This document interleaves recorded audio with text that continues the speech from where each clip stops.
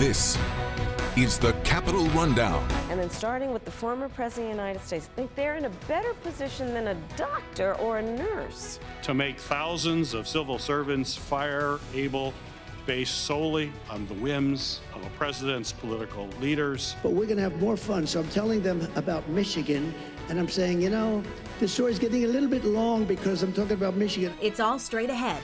The Capitol Rundown starts now. Hi, everyone, and thank you for joining us. I'm Siobhan Klepfer. Let's get you caught up on the political week that was, now with a little more than 6 weeks to go before the November election. Former President Donald Trump made his first public appearance since last week's second apparent assassination attempt against him. He was greeted by an overflow crowd in Flint at a town hall-style event with Arkansas Governor Sarah Huckabee Sanders. It was billed as focusing on the auto industry. Mr. Trump alleged Democrats would undercut American car manufacturing by pushing for electric vehicles and repeated unsubstantiated claims that Chinese automakers are building large factories across the border in Mexico to flood the U.S. with vehicles. What we have is a thing called gasoline. We have gasoline. We have so much gasoline, we don't know what to do. They don't have gasoline. So why are we making a product that they dominate? They're going to dominate. You will not have a car industry left, not even a little bit of a car industry. The former president also talked about tariffs, his frequent answer when asked about providing funding for his plans. But in this case, he's talking about a way foreign companies can avoid those tariffs. But we're going to have more fun. So I'm telling them about Michigan, and I'm saying, you know, the story's getting a little bit long because I'm talking about Michigan. I happen to be in another state, but everybody loved it because they know you. You're recognized for this. We're going to get, now, they go from paying 100% tariff to paying nothing. All they have to do is build their factory and spend their hundreds of millions of dollars in your state. This will be like taking candy from a baby. Meantime, Congress wants to beef up Mr. Trump's security following that second assassination plot. They're discussing ways to boost Secret Service resources and make sure the former president is adequately protected. Our Washington correspondent Hannah Brandt has the details.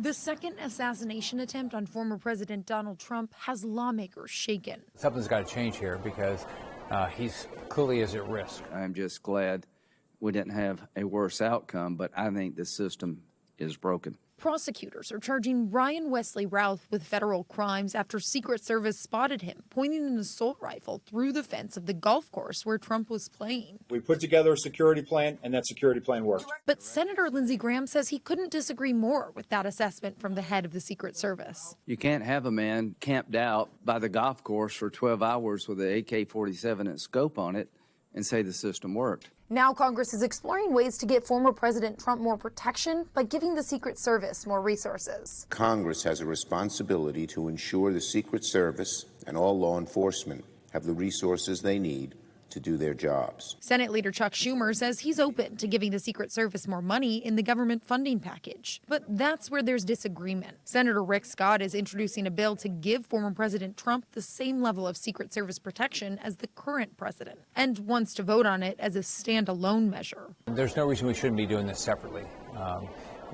This is a separate issue than funding the government. Though leaders agree, it's urgent to find a fix to ensure the former president's safety. We don't have an alternative. Success, we have to have it every day. We cannot have failures. And in order to do that, we're going to have some hard conversations with Congress. In Washington, I'm Hannah Brandt. Well, Vice President Kamala Harris was also in Michigan this past week. The Democratic candidate was interviewed by Oprah Winfrey in Farmington Hills on Thursday night in front of an audience and for a live stream. The event featured celebrities like Bryan Cranston, Jennifer Lopez, and Meryl Streep, but also the stories of ordinary voters. The vice president was given the chance to talk about her plans to reduce the cost of housing and lower taxes for the middle class as she took questions from voters in Michigan and Virginia. She also heard from the mother and sister of a young Georgia mother who died after waiting 20 hours for a hospital to treat her complications from an abortion pill. Amber Thurman's death, first reported Monday by ProPublica, occurred just 2 weeks after Georgia's strict abortion ban was enacted in 2022. VP Harris has blamed her death on Mr. Trump.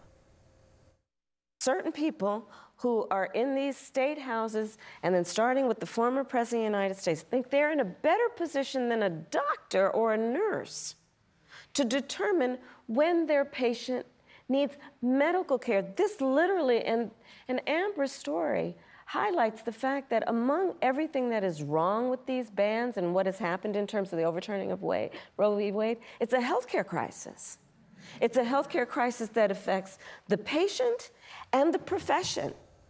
More than 300,000 people were watching the Harris campaign live stream on YouTube alone, and the event was also being streamed on other major social media platforms. Coming up next here on the Capitol Rundown, we take a look at a hearing just held by Senator Gary Peters of Michigan on a plan proposed by Donald Trump. That's later, but first, we'll have a report on the latest battle over IVF legislation on the Hill. We'll be right back.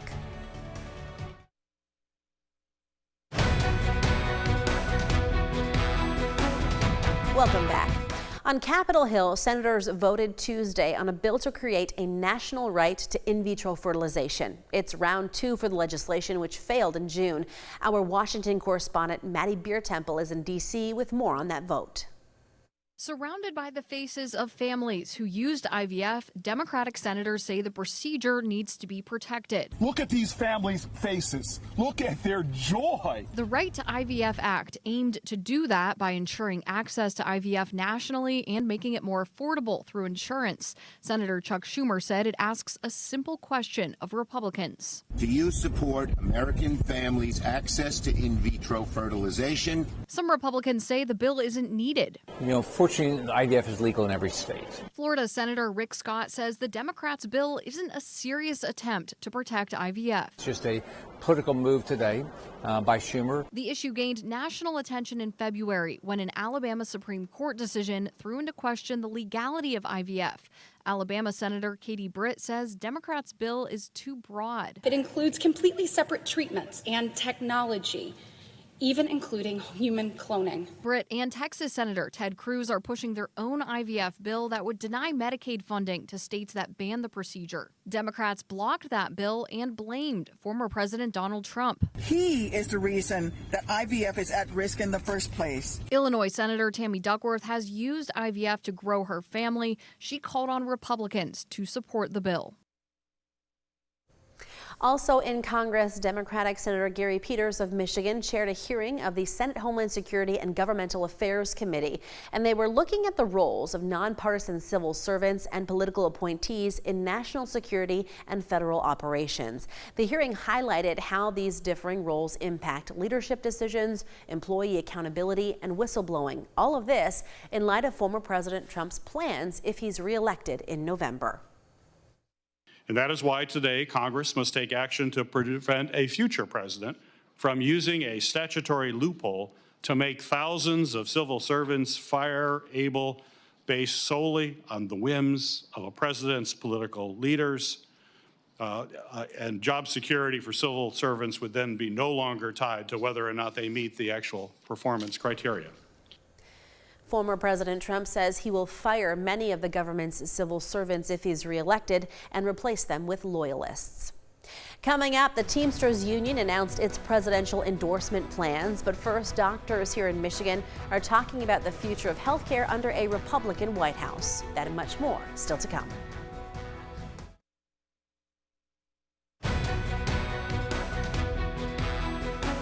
One of the most talked about moments from the debate between Vice President Kamala Harris and former President Donald Trump was when the Republican said he only had a concept of a plan to replace the Affordable Care Act. On Tuesday, doctors and Democratic leaders here in Michigan sounded the alarm about the risk of losing the ACA. Around 800,000 Michiganders enrolled in Medicaid expansion coverage will lose health care. More than 418,000 Michiganders who get their health care through the ACA marketplace in 2024 will be forced to pay much higher insurance premiums. And as many as 2 million seniors on Medicare could pay more for their life-saving medications. Again and again, we hear calls to repeal the ACA and rip affordable health care away from millions. But what's more, there's no plan to replace it. The Rundown reached out to the Trump campaign to ask about a potential replacement plan. They say they still are not ready to release any information on Mr. Trump's plans, but say his overall position on health care remains the same. A campaign spokesperson says his main goal is to try to make the market more competitive, but his opponents say that's just code for repealing Obamacare like he tried to do in his first term. Union endorsements are causing drama in the race for president. The Teamsters Union announced it will not choose a candidate to support. The Trump campaign is still calling that a win, and the Harris campaign is pointing to other union endorsements. Hannah Brandt breaks down the fight for workers' votes. As Americans weigh who to vote for on Election Day, the Teamsters Union says it's not taking sides. It's a position that we took because both candidates didn't commit on the core issues that we need to get accomplished. This is the first time in nearly 30 years the Teamsters aren't endorsing a presidential candidate. But former President Donald Trump is claiming victory anyways. I was honored to receive the endorsement of the rank and file membership of the Teamsters. I love the Teamsters. The former president is focusing on a poll the Teamsters released showing most of their members support him. And RNC Strategic Communications Director Tommy Pigott argues Trump has a better agenda for workers. He's going to make us energy dominant. He's going to make sure we lower taxes for working Americans. And he's going to make sure the American worker comes first when it comes to our trade policy. But many local Teamsters unions broke with the national parent union to throw their support behind Harris. Kamala Harris has got the same vision as we do here in Michigan. She's a fighter for working class people. Kevin Moore is the president of the Michigan Teamsters. He says VP Harris delivers for unions, like when she cast the deciding vote in favor of a law to rescue pensions for millions of retirees. Their retirement is not an entitlement. It was 40 and 50 years of hard work, and she made sure that that was safeguarded. And other major unions have also endorsed Harris, like the United Auto Workers and the American Federation of Teachers, led by Randy Weingarten. She says more important than endorsements is what happens on Election Day. You're going to see the overwhelming number of union members vote for Harris and Walz. In Washington, I'm Hannah Brandt. Coming up next on the Rundown, we've got new poll results on the race for Michigan's electoral votes. And our Capitol correspondent Tim Skubic is breaking them down. Stay here.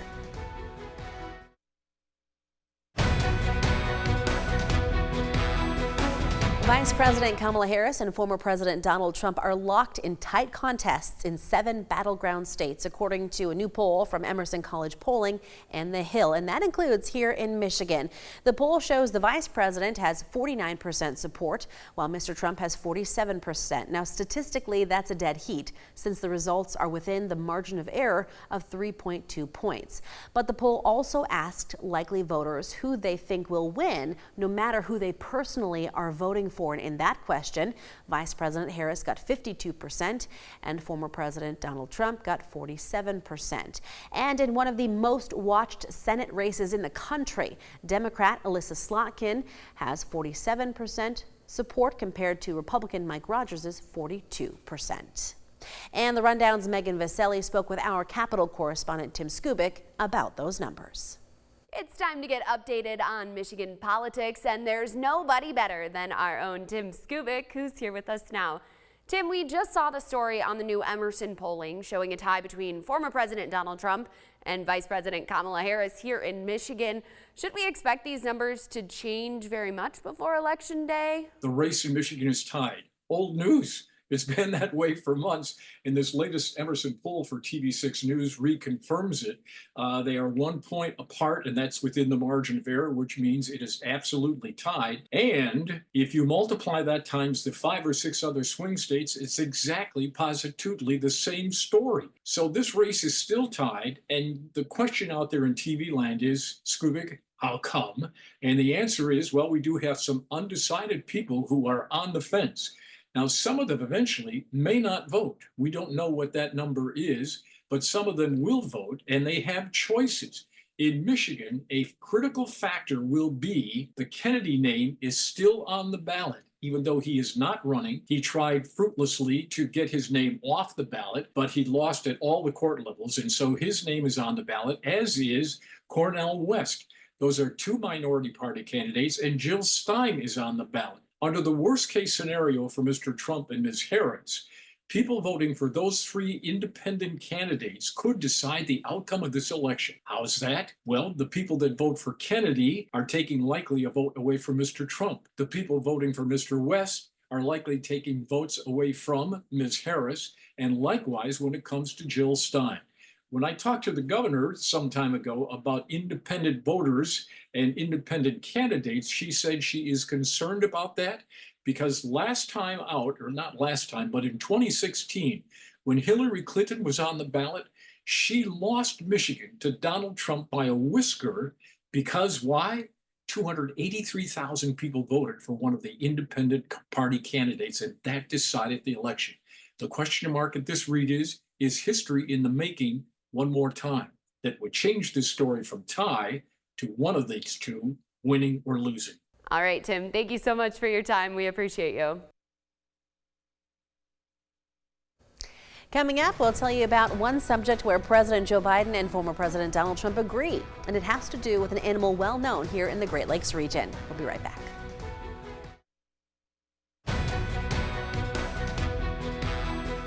Welcome back. The Biden administration is taking steps to eliminate protections for gray wolves. This month, it asked an appeals court to bring back a rule from the Trump administration that removed Endangered Species Act protections for the animal.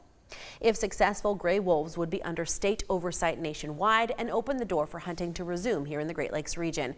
Environmentalists had successfully sued when protections for wolves were lifted in former President Trump's final days in office. The Biden administration is on the same side in this case as livestock and hunting groups, the National Rifle Association, and the state of Utah.